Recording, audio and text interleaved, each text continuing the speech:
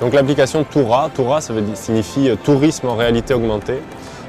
C'est une application sur smartphone ou sur tablette qui permet à un visiteur d'être guidé pendant sa visite de la ville avec des éléments en réalité augmentée. Le principe consiste à équiper le visiteur donc de cette tablette ou de l'application qui peut s'installer sur n'importe quelle tablette en fait. Il y a une sorte de visite scénarisée, une sorte de jeu de piste qui lui est proposé.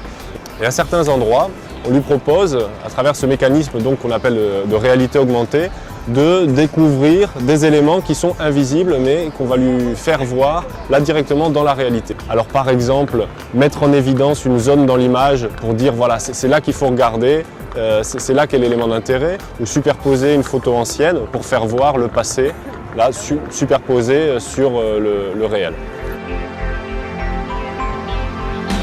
On a fait un jeu de pistes avec des images. On devait répondre à des questions sur un clocher qui avait disparu dans la ville.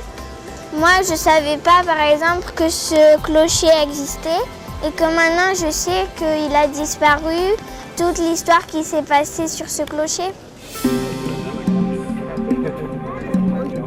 L'interactivité, elle vient naturellement du fait qu'avec ces tablettes, on a la possibilité de cliquer et d'interagir physiquement, mais aussi sur le type de parcours qui est proposé, où le visiteur est finalement acteur de sa visite. À la mesure où on va lui poser des questions, il va falloir qu'il résolve quelques énigmes. Sur ce principe-là de jeu de piste agrémenté de réalité augmentée, on peut vraiment dupliquer dans n'importe quelle ville ou dans n'importe quel site cette manière-là de découvrir le patrimoine, qu'il soit naturel ou culturel. Finalement, le principe du jeu de piste, ça entraîne vraiment les gens dans toute la ville et ça les tient un peu en haleine jusqu'à la fin de leur visite. Donc on a choisi ce principe-là justement pour que la culture soit aussi ludique.